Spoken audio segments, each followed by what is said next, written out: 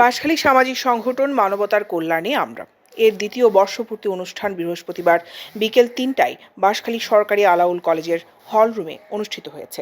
অত্র সংগঠনের সিনিয়র উপদেষ্টা ও বাঁশখালী আদর্শ উচ্চ বিদ্যালয়ের অভিভাবক সদস্য নাসির উদ্দিনের সভাপতিত্বে ও অত্র সংগঠনের সহসভাপতি দিদারুল ইসলামের সঞ্চালনায় এতে উপস্থিত ছিলেন বাঁশখালী উপজেলা পরিষদের নবনির্বাচিত চেয়ারম্যান খোরশেদ আলম, বাঁশখালী পৌরসভার সাবেক মেয়র ও বাঁশখালী আদর্শ উচ্চ বিদ্যালয় পরিচালনা ম্যানেজিং কমিটির সভাপতি কামরুল ইসলাম হোসাইনি, সরকারি আলাউল কলেজের ভারপ্রাপ্ত প্রিন্সিপাল আজিজুর রহমান, ডক্টর আসিফুল হক, মানবতার কল্যাণে আমরা সংগঠনের উপদেষ্টা অ্যাডভোকেট আরিফুর রহমান তাহেফ, উপদেষ্টা রিফাতুল ইসলাম।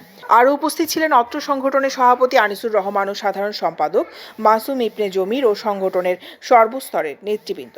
উল্লেখ্য, দ্বিতীয় বর্ষপূর্তি উপলক্ষে বৃক্ষরোপণ কর্মসূচি ও পুরো বাঁশখালী থেকে এসএসসি ও দাখিল পরীক্ষায় জিপিএ ৫ প্রাপ্ত কৃতি শিক্ষার্থীদের ক্রেস্ট দিয়ে সংবর্ধনা দেওয়া হয়। দৈনিক আজাদী নিউজ ডেস্ক।